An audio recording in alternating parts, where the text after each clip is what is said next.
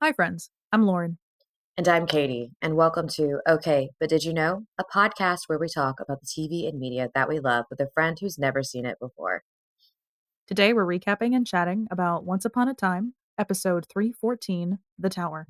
This episode aired on March 23rd, 2014.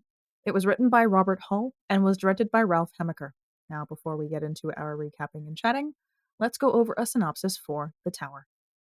In the Enchanted Forest, after a nightmare shows David one of his greatest fears, that he doesn't know how to be a father and protect his children, Snow surprises him with some news. They're expecting a baby. Crippled with more nightmares, he talks to Robin, who tells him of a magical root that can alleviate any fear. When he goes to harvest it, David finds Rapunzel in a tower, locked in there by a witch that appeared after she took the root. Both are trapped, or so they thought, until David realizes that the night root causes you to face your fears head on, and only the affected can defeat it. He helps Rapunzel face her fear of becoming a ruler after her parents, and the two head home. David is ready to face his future with Snow by his side. And in Storybrooke, the Wicked Witch is still at large. While Emma and Killian follow a trail to her farmhouse, David meets the new midwife Snow has hired, Zelena. Zelena has some plans up her sleeve, and uses a drop of Rumple's blood to procure a portion of nightroot that she gives to David in a cup of tea. Forced to face his fear that he won't be a good father, he fights the demon conjured by the nightroot, and when he succeeds, his sword hilt becomes a totem for his courage that Zelena steals. When the heroes make their way back to Zelena's farmhouse to see what's in the storm cellar, they see the lock has been broken and the cage has been tampered with. Rumple has escaped. Oh, yeah. Yeah, this is one of those episodes where it's like such little happens, it feels weird to leave anything out. I have to agree because, like, the whole time I'm just kind of sitting here, and like I just told you before we started, this is the shortest amount of notes I think I've ever had Yeah, I think the because there only wasn't really anything to regurgitate. yeah, I think the only thing I left out of the synopsis was the portion about Regina walking around town with Henry. Yeah, Everything else is covered. almost nothing happens in this episode. It's as close to filler, I think. It really is. It's as close to filler as we're getting in these half season arcs. Yeah, There's not a whole lot of space, but they still you still need it. I think is if it was plot like one right after the other, it would get hard to watch like most of our current streaming shows. like maybe that's what shows need to go back to instead of making a whole season 9 episodes. Make it like this: two different arcs Mm-hmm. and make it longer. Well, I was saying this about Agatha all along. I feel like Mhm. like there's enough story there for 11, maybe 13 episodes. I could see that. I think 13 episodes is a good amount of time where you get a little bit of filler so you don't feel like you're bombarded with plot.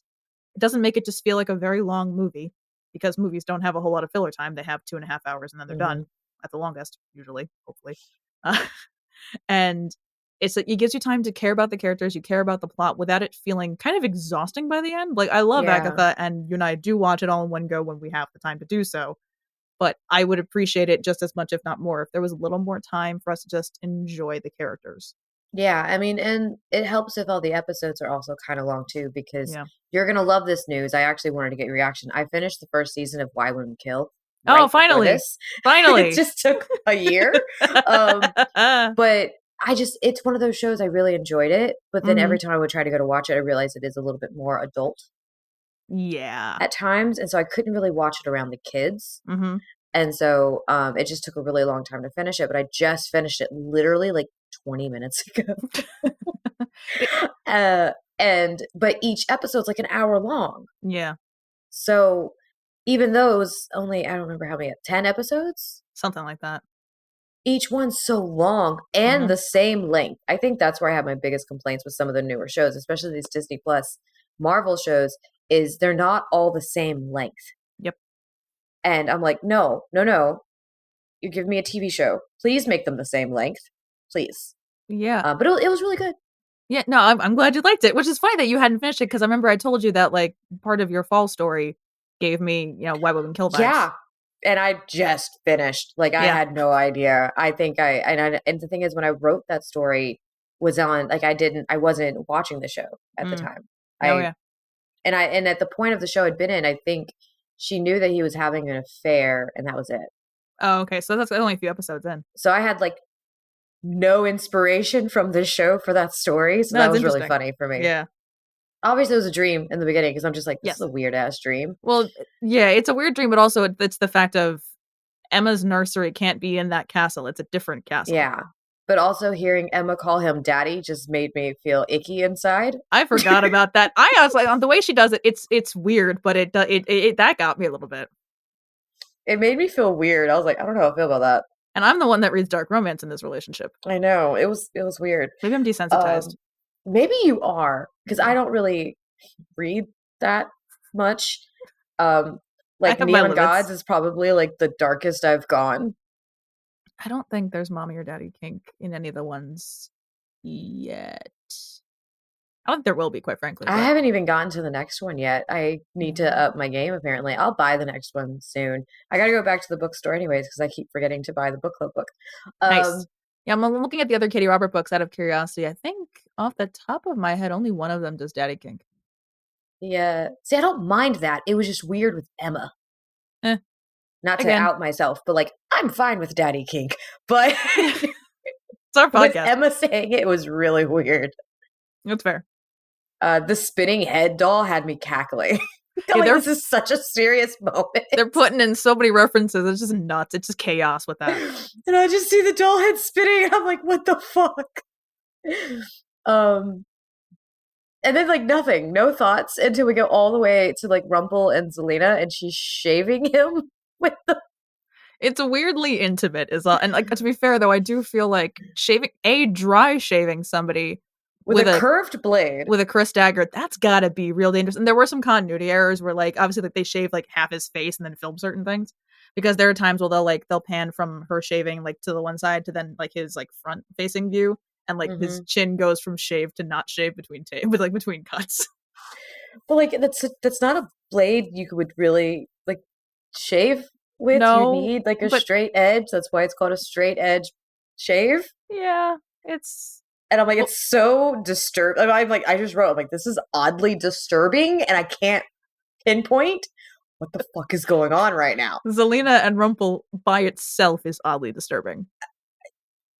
Like that's just that dynamic. Like and again, this is also definitely much a case of like everyone loves Yeah. Bobby. Everyone loves Bobby. Oh, I love Bobby And Carlo. we love Robert Carlyle and Rebecca Mader especially. All of them love him so much.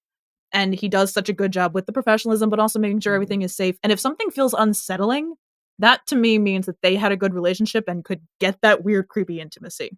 Like him and Lana, they have such a good relationship, and there's moments that you're just like, that's creepy. Yeah.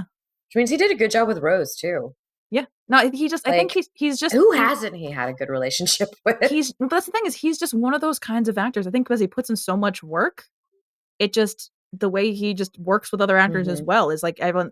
I mean I don't know exactly what his process is. We know based off of what I've heard from the commentary, but like it's just Which is just, it's all very funny though, because recently while on my sickbed, I decided to watch Bad Media again because sometimes we do that to ourselves. And I rewatched yeah. Aragon, the Nice. movie. Oh And yeah. that's when I texted you because I start watching it and then they show his character and I go, hold on a minute.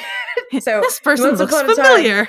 it's not the first thing I saw Robert Carlyle in. It was Aragon because he Yeah. plays a shade named Durza.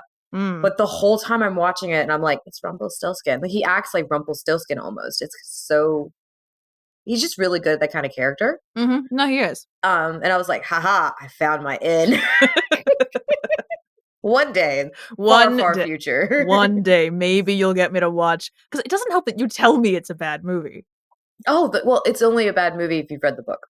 Oh, okay. Well then, maybe I'll Because love it for a week. my daughter was watching it as I am, and she's just like, "You think this is a bad movie? It's actually pretty good." And I was like, "Baby, I've read the book.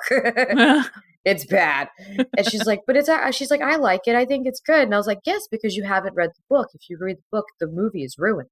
Okay. Like it's one of those. Like they just changed so much that you're just like, Yeah.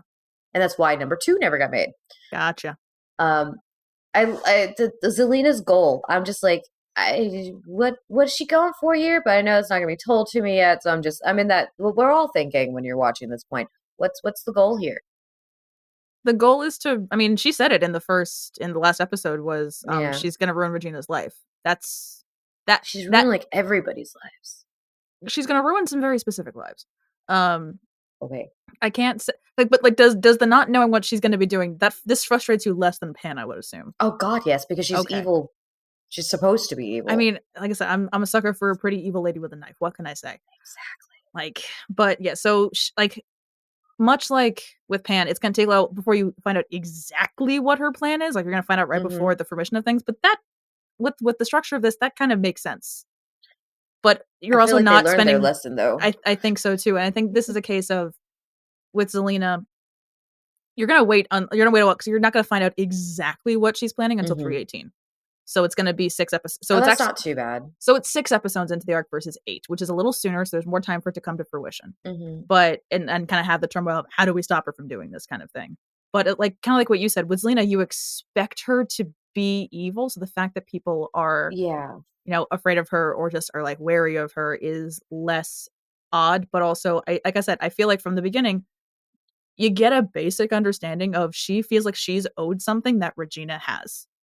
And like you get the familial connection Yeah. immediately Hmm. instead of like, who is this person? Yeah. Why are they like instead of all the questions about the evil person, you have your answers. They're evil and they're related. And I feel like that's enough to go off of that you're interested to see what she's gonna do. Yeah. Unlike Pan. Pan the whole time you're like, dude, why? No, I know. And I feel like Bex at least like she sells that like it's the I will take away everything you Hmm. love kind of thing. Like she sells that so well because she can. Han had to be sneaky and kind of do things. She's allowed to be minorly unhinged because she is. I I know that it's Rapunzel and it's a tower, but I was like, he didn't even look for a door. Just No, he starts didn't. climbing. I Mm-hmm. think Rapunzel's cute. She's sweet. It's kind of cool that she's not blonde. No, you're never seeing her again. Okay, She's a one-off thing, kind of like Hansel and Gretel in the first season. She really is a one-off. You never see her again. I did really enjoy Regina's line of, "I think one day you'll have more family than you know what to do with," and I'm like, that's actually Mm-hmm. really cute. Like that was, I think, my Yep. favorite scene is Regina getting to spend time with Henry.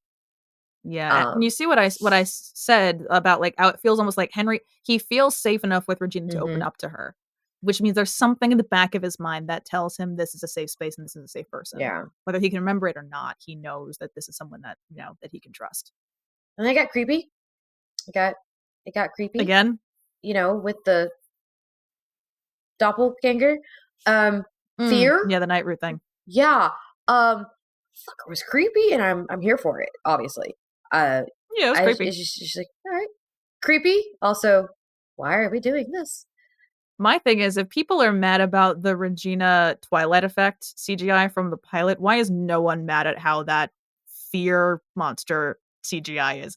Because it's just as Well, I'm ridiculous. so used to the CGI in this show now. I don't complain about it too much Yeah. unless it's just so Uh-huh. bad that you're like, Mm-hmm. could have done just a little bit better. I know you're on a deadline.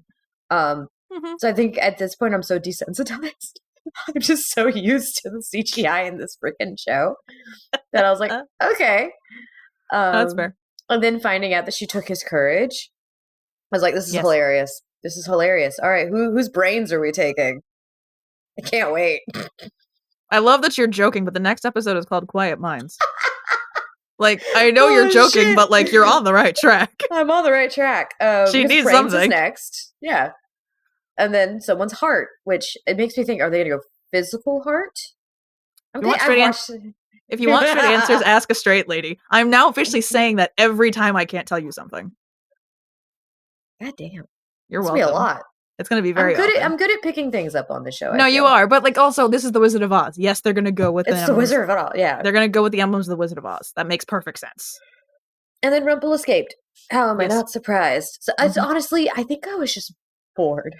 It wasn't bad. It wasn't amazing. I was just kind of like, things happened, but they This is didn't.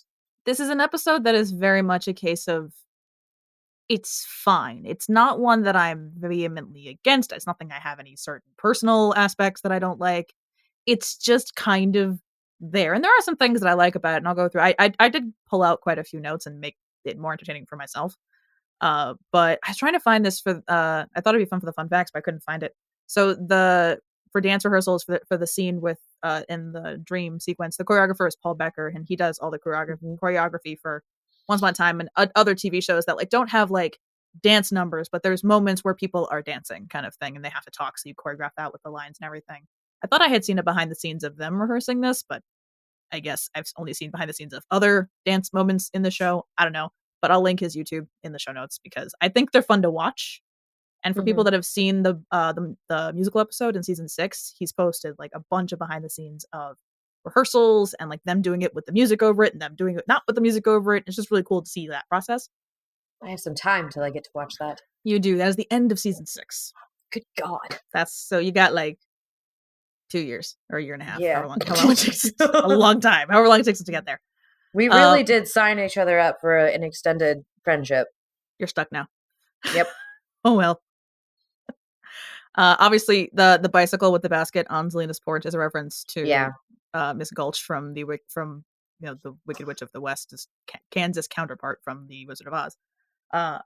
And we will see where Zelena, of the things no one cares about, but we will see this. We'll see where Zelena got that specific bicycle in season 5. Oh God. Okay. I don't know why that's a thing they felt the need to show us, but we have it. But also the fact that she just has a farmhouse and a storm cellar is a reference to the Wizard of Oz. I caught on. Yeah, there's no denying that Zelena is based on a Wizard of Oz character. Oh, none at all. None.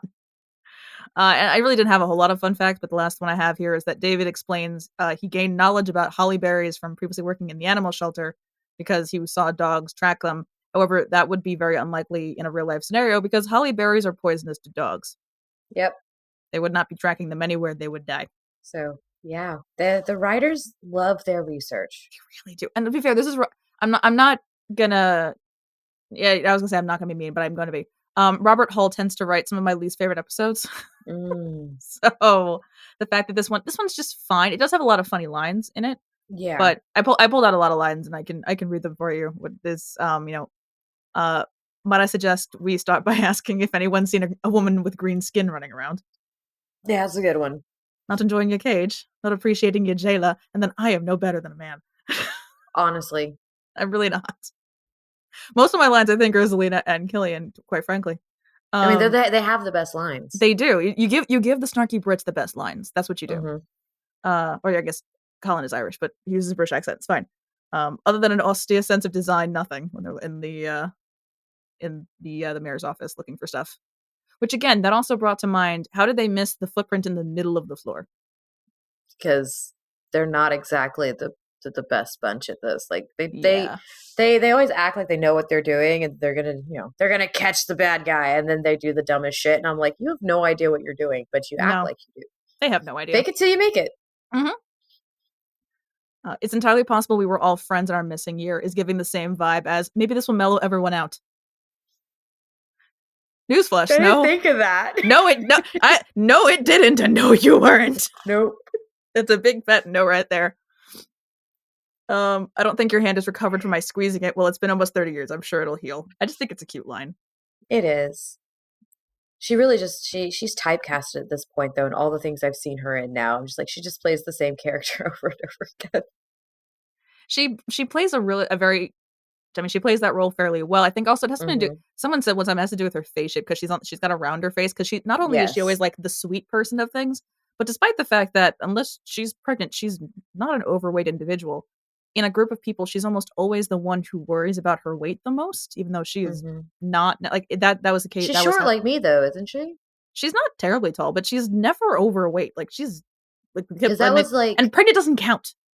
That was like her whole like character in Mona Lisa's Smile was, and that was a good chunk of it at the beginning of Big Love, and then a show she was in recently called Pivoting. That was literally the whole point of it was she was working out. I mean, being healthy is good, but to lose weight, and then she has a crush on her trainer. She's 5'6". She's taller than me. Oh goodness! So yeah, how are they always obsessed? Like they always make her look like she's so short. I think. It's Wait, how tall is Josh Dallas? That's actually a good question. Because like those two next to each other, 6'1". See, that's what it is. Yeah, he's half a foot taller than her. It's exact. That's why she always looks so small then. Yeah. They keep putting her, they put her next to people who are actually really tall. Yeah. Because I look like, I mean, I'm short and most people, they see me, they're like, oh my God, you're short. But you put me next to my husband mm-hmm. Yeah. No, I get it. The last line that I wrote down because I thought it was just funny. It was when it was just Emma and Killian in the forest, and he's pulling the the berries off with his hook. He's like, "You'll really use any excuse to use that thing, won't you?" I mean, he's got it. Why not? It's there. Use it, you know? Exactly. You know, this like He's we're saying, also a man. Like, I'm just he, gonna go with that too. he's a man with a pointy object. Yeah. Like, I mean, I feel like I know what I said. I feel like he said in interviews before of like, you know, you gotta when you're in costume, you gotta make sure like no, not to scratch your nose with the wrong hand, Oh God. which is obvious, definitely something you know you gotta do. He's But gonna give himself a septum piercing doing that. one day, I'm surprised he never did, quite frankly, Like, because he just you can tell. I mean, you can always tell he's having fun. You can tell all of them are having fun with this, like as they do it. But it's as you can tell with the various tangents we're going on, neither of us have a whole lot to say about this episode. I have some things I pointed out, but like not mostly. it's an episode. It's an episode of the show that exists, and I'll admit when doing my when I do my thing of listing like the episode titles in order, wherever I mess up is I almost always just forget about the tower. Because, like, and like, it's sad though, because I get it's called the Tower because of Rapunzel. Mm-hmm. But after all of the Agatha all along, my brain is immediately goes The to tower the reversed. the tower revert, like the No, I tower know. card, and I'm just like, this could have been more fun that way. Yeah, I mean, yeah, because if we did take it under the guise of the tarot, then I mean, it's not reversed, but miraculous transformation, upheaval, stuff like that. I mean, it does work in that David is, you know, he's having these nightmares of what he Yeah, fears his future would be. I don't know how I which is feel about him. normal. Yeah, I don't know how I feel about him having a dream that's basically a premonition right before she tells him that they're pregnant. And like, she's kind of obviously pregnant in the I mean, scene. that's because at this point Jennifer Goodwin's probably about like 6 months pregnant, but Yeah, that just because annoyed me. She's like, no, I'm I know. pregnant. And I'm like, we know. You're extremely pregnant, babe. But because I want to say no, she's pregnant through the rest of the season. Like Snow gives birth by the end of the season. Okay. Jennifer Goodwin does not. So she Oh, has to act like so they wrap about March, give or take. okay. So okay, so maybe around this point of filming, maybe she's like 4 months pregnant. Either way, Jennifer Goodwin, her first son's birthday is May, Okay. so she has to give a labor scene like 7 months pregnant. That's gotta That's be hard. funny. Well, I And with found your out. first, right? That's her Yeah, that first? was her first. Oh, that is scary. Well, what's funny is I saw a clip because my YouTube recommendations is almost exclusively Catherine Hahn and Aubrey Plaza things right now. And I saw a video that it was when she was on set for Beautiful Tiny Things, I think is I haven't seen that. it's something on Hulu. It was her and she was talking to Reese Witherspoon about she was filming something when she was pregnant with her daughter, so her second child, and her character was also pregnant.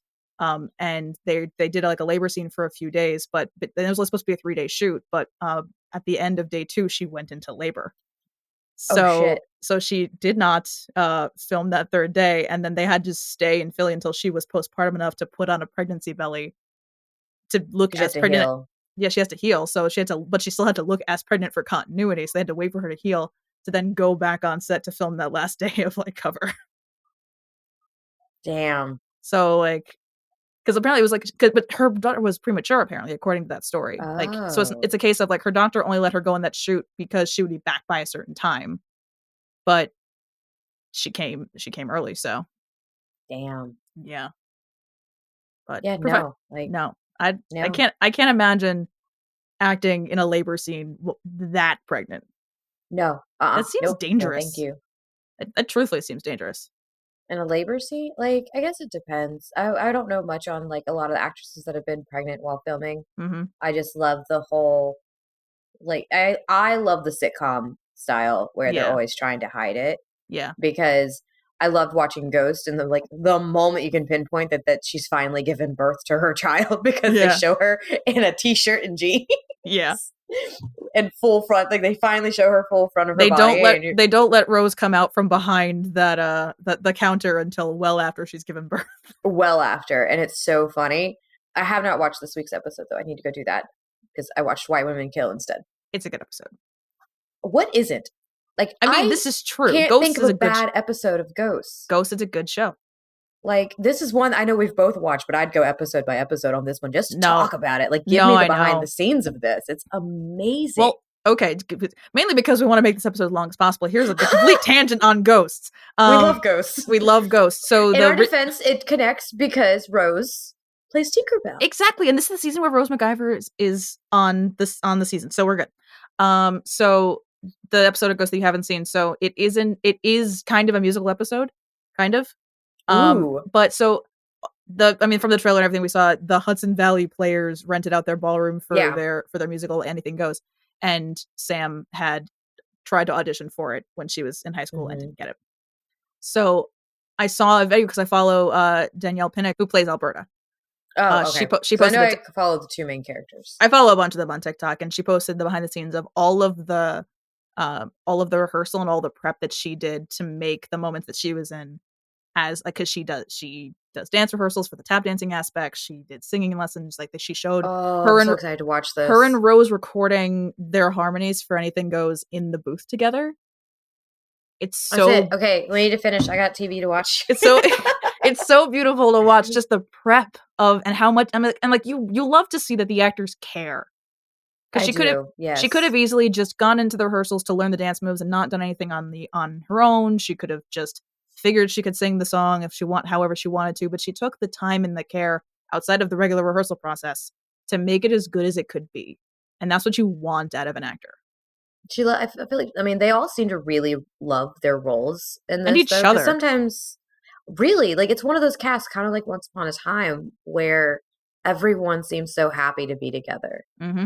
Because because you can really tell when you're watching a show when people don't really play off each other very well. Yeah. And it's not the case of a bad actor. It truly isn't. It's because if you look back at, let's say, some of like that 70s show, a lot of everybody was buddy except for Topher Grace, and you can kind of see it whenever you're watching the show. But if you watch shows like this and shows like even like with the voiceover with Bob's Burgers, you can tell when a cast love each other. Yeah, because the show, it's magical almost. It was kind of like that with Friends, like they got along really well, and now it's sad. Or like with Agatha, like especially because it's an ensemble show, but it's such a small ensemble show. Like if they didn't love each other to the point that they did, it would come across, I think, on screen. If there was like one person, if Patty just randomly decided to just be a diva and not talk to anybody, I feel like that would come through on screen, and clearly that was not the case. I mean, how Patty LuPone would not? She would never. Especially she loves everybody. She really does. Well, within reason. Patty LuPone loves everyone within reason. Within reason. Just everyone. Sans Madonna and Kim Kardashian. I rewatched that the other day. I'm like doing my makeup, and I'm like, I don't want to listen to a podcast or a audiobook, so I turned on their Hot Ones again just to watch it again because it's so funny. It's just so funny because you've got, I mean, there's the her thing like Kim fucking Kardashian. Should I go there or shall I eat a wing? It's just she's like daring the show to put her in pain more. But then you have that coupled with Aubrey just going insane the entire time. Mommy, you're my mommy. Birth me, put me inside of you, and pull me out. But your mouth would still be hot. It's the fact that Patty first says, okay, but what will that do? She just doesn't say no, but then it's the I don't know what's worse, hot wings or Aubrey gargling and spitting. That's not what you said last night. If you haven't watched it, please go watch it. Like, and this is so unrelated, but I will in fact put that link in these show notes because it needs to be watched like 5 million times.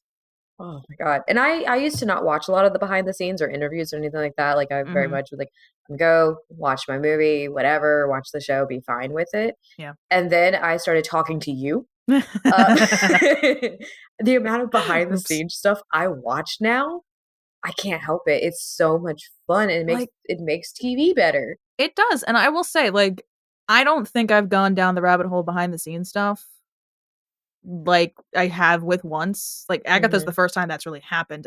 Ghost is just a factor of I follow a bunch of them on TikTok, so I see stuff. I want some better behind the scenes stuff with Ghost, but I feel like you need like the DVDs or something to really. Yeah, that's the unfortunate thing. Yeah, like not a whole lot is posted on people's like socials for that show. But back to Once Upon a Time, 25 minutes later. Oh yeah. Oops. I say oops, but I mean, we have to gush sometimes. We do. And like, this is what, I mean, we always have a point. I'm sure there was a point how we got Tinkerbell. Tinkerbell. That's exactly it. We had a point. There you go. No, Tink's not in this episode at all. Not at all. But we had Bex and Emily's first scene, and they work together on Lost, Mhm. and their friendship is truthfully like adorable. Like when Emily gets pregnant, like Bex is very protective of her pregnancy belly, and then like Mm. reads to her belly like when they're in their trailers and stuff, and it's all very cute. So I put down Bexley's first scene because they also have a ship name because why not? They're not related. They're not related. Well, this is the actors, but even still. But No, I okay, know. would they be? I guess they'd be Wicked Beauty. We don't ship real people. No, the characters. Oh, no, I thought you said the different names before. Well, Bexley is the ship name for the two, kind of like Bexana. Like we don't ship real people if I mean, I posted this on Threads today. This is coming out 3 months later. Mhm. We don't ship the actors like genuinely. Oh, okay. Like So like the cutesy side of it. exactly. It's they're allowed to have a ship name because like I ship them as friends. That makes sense. They have a very cute friendship. Like I said with Bex and Lana, it's a relationship of like you wouldn't be surprised, but I'm not saying that I think that's a thing. We do not have very good names for this, but I'm just like, what would ours be? I don't know what ours would. Someone want to come up It's with so what? bad though. Our names do not go together. No, they don't. We'd have to do like an epitaph thing, like the Once Upon a Time Yeah. characters. It'd be something ginger, I would assume. Oh, of course. So we need something for you. Oh God, who knows? We'll ask our friends. Oh, I can't wait to see that text in the group chat. Oh my God. That's gonna be fun. Because one will go why and the other go this. I bet you I'm right. No, you're not wrong. But this is the brain rot that I had when Zelena was making them the tea in the loft scene, Hmm. was when she grabbed all of the different drinks and with the one having the night root in it was, now Zelena, don't go mixing up the poison for Cusco, the poison chosen specially to kill Cusco's poison. It was really hard watching a British woman make tea in non-proper way too. Like Yeah. that is not how a Brit makes tea, and I'm just No. like, something's not right here. It's actually like her making tea made me uncomfortable. So I'm like, that's not how you make tea. They do such a good job, I would say, of like bringing in the Britishisms for them. Hmm. Like for the most part, as they get to know the actors, but I'm obviously certain there's something that she probably asked, like, do I have to do it this way? And they probably said yes. Like it's so bad. Because it's one of those things with learning the Britishisms. Like apparently with Ted Lasso, Jason Hmm. Sudeikis had never heard "Off You Pop" before. When they put that into whichever, I think that's in a season 3 episode, whatever. When she says that to him one time, he'd never heard that before. So like she said it, and he went, "Yes, use that." Like, how have you never? This is me, but I'm about to say it's Jason Sudeikis though. How has he not heard it? I don't It's know Sudeikis. I exactly, love but that man. apparently he'd never heard that phrase. So like he would like that was the thing of Hannah Waddingham got to add in more Britishisms because he didn't put them in the script. Hmm. But like, how have That's you like not where heard that Brett phrase? came in a lot too, though, because like Yeah, he wrote as well. yeah. I need Marvel to bring him back as Hercules now. What project was that? So you have not watched Love and Thunder. No, he's in that. So he's in the end credit Ah, okay. because Thor goes up against Zeus and Okay. pisses off Zeus, and so Zeus is like, "Hey, I'm gonna send." I guess he says his son. I don't know how they do it in Marvel. That. Marvel's comic books. It's like I was complaining last night. Steven turned on Ragnarok, and Hela Okay. comes out, and I'm just like, "That's actually Loki's daughter." And he goes, "What?" I Mm-hmm. was like, "Yeah, no, that's not right in this. It's this is comic book. This is not Norse." Yeah. Um, and it's Brett as Okay. Hercules, and we have heard nothing of it since. But that's Marvel. You don't Yeah. know until they tell you. Yeah. So yeah. We're gonna have Roy Kent in the Marvel I love it. universe. Okay then. He's here. He's there. He's every Everywhere. fucking where. Roy Kent. I love that show though. I know. Yeah. I'm reading over my thing with the Rapunzel stuff, and I'm just like, I get it. I get what they're Hmm. going for, but it's the fact of Rapunzel literally never shows up again. She's a one-off, and for being such a big part of Disney, that feels odd that it's a one-off. It feels disrespectful. It does. This whole episode felt very heavy-handed. Hmm. Like they're really honing in that they're looking for courage, and yes, we said before, courage, brains, heart, home is a thing for the Wizard of Oz.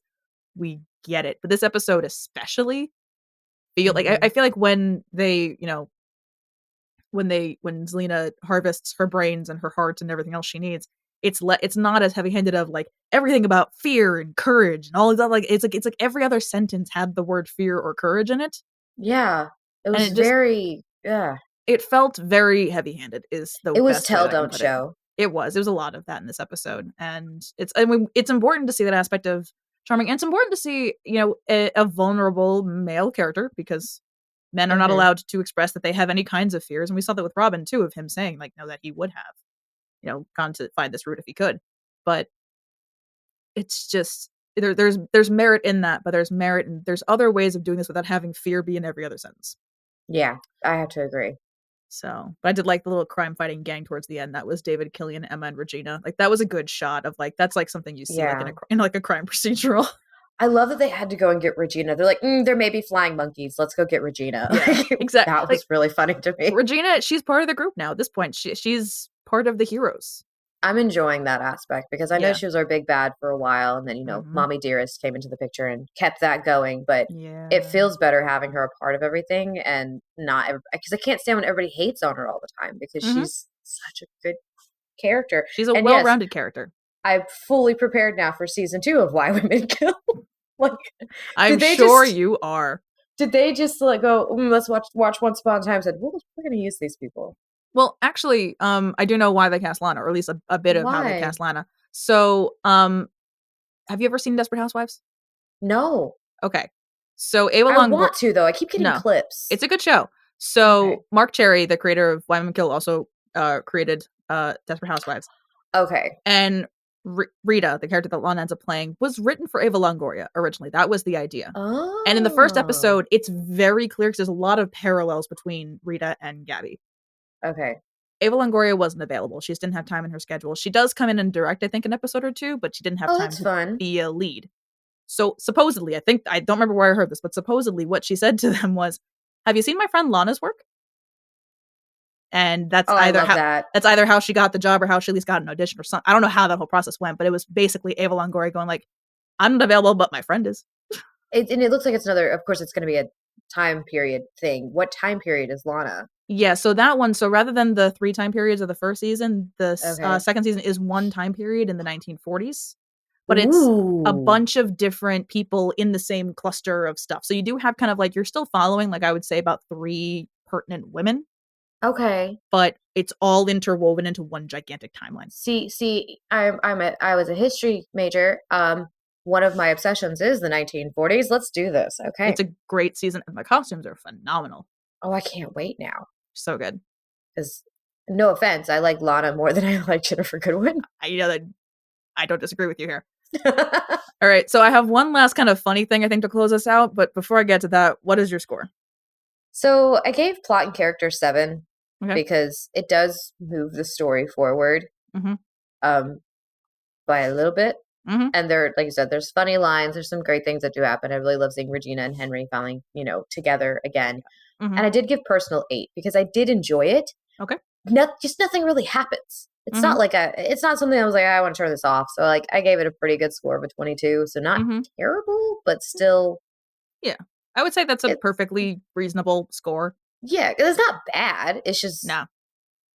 It's not there. my favorite. It's not Yeah. it's not particularly memorable, and it's one that like you probably could watch like with like on a rewatch as like background noise. Yeah. It's not an episode you're gonna actively skip, but it's not one you're gonna like be like gripping watching your like on the edge of your seat kind of thing. Not like the last episode where I'm like, oh, this is awesome. Exactly. So I gave the 7s across the board, so this one gets a 21. It's like I say, it's perfectly fine. I have nothing against it. I have nothing. It's just Yeah. it's filler and it's a little heavy-handed. So and I say I forget it half the time. So that's not always a great Yeah. I don't thing. feel bad about my score now though. I was No. all worried. No. I'm good. Good. No, you're good. But that's what I say about this season specifically. It's got some really high highs and some really low lows. Like obviously with the end of the last part of this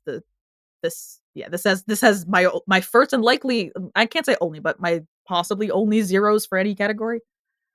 Was in 3A. Yeah, that was But weird. yeah, but I was like, a 0? no, I know. I told you it was gonna happen. But I've already given this half of the arc 130. I think I'm giving it at least 2 more. Okay. So like that's the thing of like it's this part definitely is much higher. However, the first part of the season was much lower, so it all balances out Mhm. to kind of average.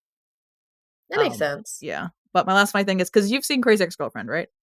You haven't? I thought you had.